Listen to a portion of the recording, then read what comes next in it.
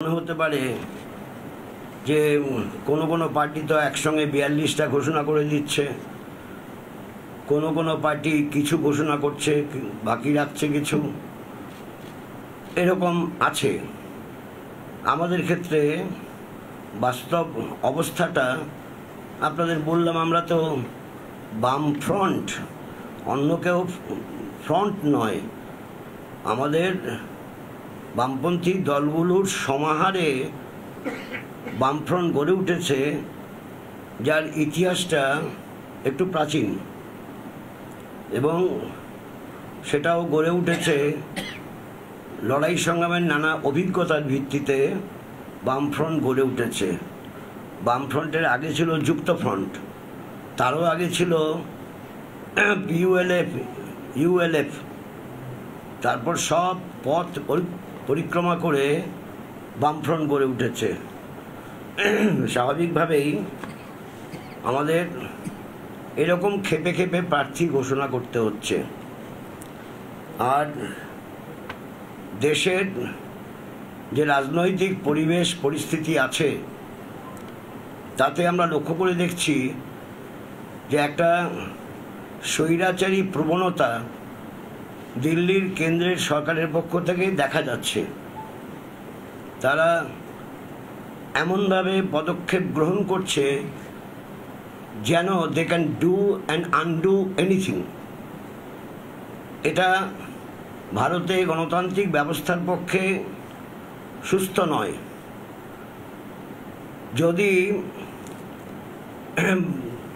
কেউ দোষী বলে প্রমাণিত হয় বা কোনো দুর্নীতির সঙ্গে সম্পর্ক আছে বলে প্রমাণিত হয়, সেটা যদি আগে হয়ে থাকে, অনেক আগে হয়ে থাকে, তাহলে নির্বাচনী বিধি চালু হওয়ার পর নির্বাচন কমিশনের তত্ত্বাবধানে যখন প্রশাসন তার কাজকর্ম করতে হয়, সেখানে দুম করে একটা রাজ্যের মুখ্যমন্ত্রীকে সঙ্গে সঙ্গে তাকে ধরে নিয়ে যাওয়া যায় না, উচিত না। এটা কখনো গণতান্ত্রিক প্রক্রিয়ার সঙ্গে সামঞ্জস্যপূর্ণ নয়। তাই মিস্টার অরবিন্দ কেজরিওয়ালকে যেভাবেতে ধরল, তার দোষ এখনো প্রমাণিত হয়নি। দোষ প্রমাণিত নিশ্চয়ই যদি হয় সে পরের ব্যাপার, কিন্তু যেই চার্জগুলো বলা হয়েছে তার অনেক আগে, বোধহয় 15 মাস আগে বা 12 মাস আগে, তার মন্ত্রিসভার মুখ্যমন্ত্রী তাকে গ্রেপ্তার করা হয়েছিল। তাহলে তারপরেই তাকেও গ্রেপ্তার করা যেতে পারত, তাহলে এই কথা বলতাম না। 5 মাস আগে গ্রেপ্তার করতে পারত, আজকে এই কথা বলতে হতো না। এটা ভারতীয় গণতান্ত্রিক ব্যবস্থার পক্ষে অশনি সংকেত। আমরা এটাকে সমর্থন করতে পারছি না। আর যেভাবে কথাবার্তা বলা হচ্ছে, তাতে মনে হচ্ছে দেশে গণতান্ত্রিক ব্যবস্থাটা বোধহয় কাজ করছে না। অন্যদিকে বারে বারে আমাদের রাজ্যে দুর্নীতির ব্যাপারে যে কিছু কথা বলছে, কিন্তু কার্যকরী কোনো পদক্ষেপ গ্রহণ করছে না। বারে বারে ওই তো আপনাদের চ্যানেলগুলো তো দেখিয়েছে, কালকে প্রিন্ট মিডিয়ায় নিশ্চয়ই প্রকাশিত হবে, বা ইন বিটুইন যে ডিজিটাল যে এডিশন আছে তাতে দেখানো হয়েছে যে একজন মন্ত্রীর ঘর থেকে যা ডিক্লেয়ার করেছে 41 লক্ষ টাকা এবং বিভিন্ন নথি পাওয়া গেছে, যার থেকে প্রমাণ করা যায়, বা যার থেকে সন্দেহ হয়, প্রমাণ করা তো পরের কথা, সেটা সন্দেহ করা যায় এর সঙ্গে তিনি যুক্ত আছেন, মন্ত্রিসভার সদস্য। এসব যদি ঘটনা ঘটছে, তাহলে যে অ্যাকশন কেন্দ্রের সরকারের পক্ষ থেকে যে অ্যাকশন নেওয়ার প্রয়োজন, তা তো অ্যাকশন হচ্ছে না। যে ডবল স্ট্যান্ডার্ড কখনোই থাকা উচিত না, কিন্তু ডবল স্ট্যান্ডার্ড থাকবে আমরা জানি, কারণ বাইরানি পলিটিক্স করবার জন্য তৃণমূল কংগ্রেস এবং বিজেপি বোঝাপড়া রাখতে হবে, আর বোঝাপড়া রাখবার জন্যই ডবল স্ট্যান্ডার্ড হচ্ছে।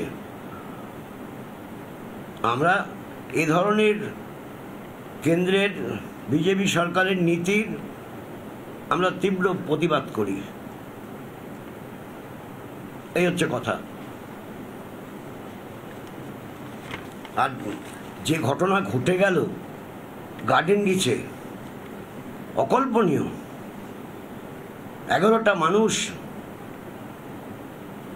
তাদের জীবন দিতে হলো। কে দায়ী? কোন সংস্থা দায়ী এই 11টা জীবনের জন্য? এই জীবন তো যাওয়ার কথা না, গেল কেন? কিভাবে কি করা হচ্ছে? ক্যালকাটা কর্পোরেশন, কোন কলকাতা কর্পোরেশন? যে কলকাতা কর্পোরেশনে সিআর দাস, সুভাষচন্দ্র বসু, নেতাজি সুভাষ বসু তারা পদ অলঙ্কিত করেছেন, সেই কলকাতা কর্পোরেশনে আরও কি হবে তার নাকি অপেক্ষা করছে বলছে। আপনারাই সংবাদ মাধ্যমে দেখাচ্ছেন, আরও কি ঘটবে কে জানে, কবে কি ঘটবে।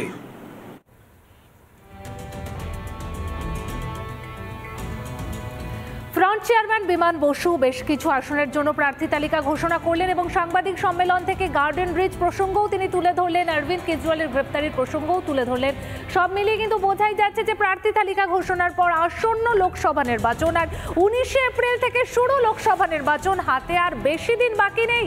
কোমর বেঁধে প্রচারের ময়দানে নেমে পড়েছেন শাসক বিরোধী সব দলের প্রার্থীরা।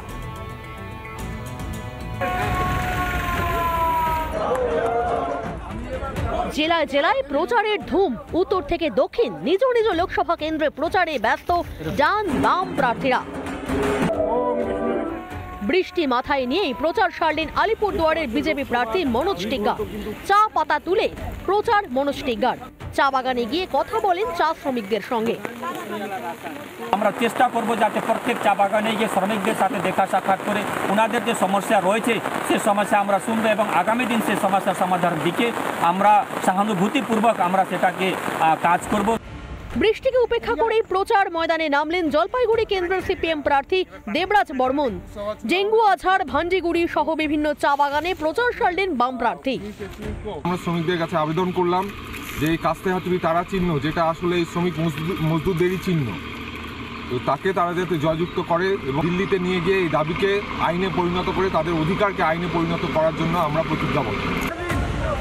দক্ষিণ দিনাজপুর জেলার ভারত বাংলাদেশ সীমান্ত হিলি এলাকায় নির্বাচনী প্রচারে বালুরঘাটের তৃণমূল প্রার্থী বিপ্লব মিত্র। হিলির আপতৈর এলাকায় 14 হাত কালী মন্দিরে পুজো দিয়ে প্রচার শুরু করেন তৃণমূল প্রার্থী। সীমান্ত এলাকায় বাড়ি বাড়ি গিয়ে প্রচার তৃণমূল প্রার্থীর। কালী মন্দিরে পুজো দিলেন, কি প্রার্থনা করলেন মায়ের কাছে? প্রার্থনা তো এখন এই অবস্থাতে একটাই, বালুরঘাট লোকসভা কেন্দ্র থেকে আমি তৃণমূল কংগ্রেসের প্রার্থী হিসাবে যাতে নির্বাচনে জয়লাভ করে। মালদার ঐতিহ্যবাহী শ্রী শ্রী জহুরা কালীমাতা মন্দিরে পুজো দিয়ে প্রচার শুরু করলেন দক্ষিণ মালদা কেন্দ্রের বিজেপি প্রার্থী শ্রীরূপা মিত্র। আমিও লোকসভার নির্বাচনে উত্তীর্ণ হয়েছি, তাই আমি সেখানে মায়ের কাছে কৃপা প্রার্থনা করতে এসেছিলাম।